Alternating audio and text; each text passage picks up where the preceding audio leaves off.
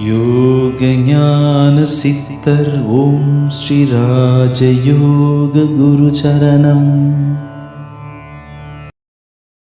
எல்லாருமே இறைவனை அறிந்து கொள்ள முடியும். நாம் அதற்கு ஆதாரமாக விளங்குவது தான் ஆத்மசக்தி. நம்ம இந்த சக்தியை தியானம் செய்ய செய்ய நாம் இறைவனோடு, அதான் ஆத்மா பரமாத்மான்னு சொல்கிறோம், அந்த இறைவனை நாம் அறிந்து கொள்வதற்கு இந்த சக்தி நமக்கு ஒரு வழியினை ஏற்படுத்தும், ஒரு பாதையை உண்டாக்கும்.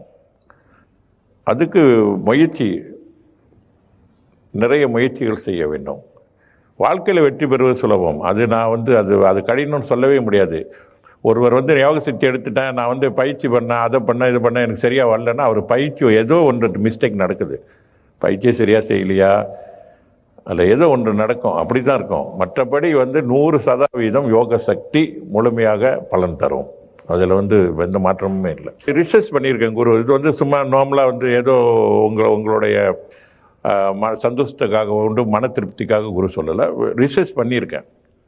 யோக சக்தி எப்படி பிரயோகம், அந்த சக்தியை பிரயோகம் பண்ணும்போது என்னென்ன மாதிரியான நல்ல விளைவுகளை ஏற்படுத்தும், அது எப்படி அது இயங்குது, என்ன மாதிரியான நிலையை உருவாக்குது அப்படின்ற விஷயங்கள் எல்லாமே குரு ரிசர்ச் பண்ணியிருக்கேன், ஆராய்ச்சி பண்ணியிருக்கேன். அதை பற்றி எல்லா பொருள்களோடையும் தொடர்பு கொள்ளும் இந்த யோக சக்தின்றது. ஆக யோக சக்தி என்பது ஒரு பெரிய ஒரு விஷயம். அதுக்கு என்ன தேவை அப்படின்னா, மனதை ஒரு முகப்படுத்தக்கூடிய ஆற்றல் ரொம்ப தேவைப்படுது.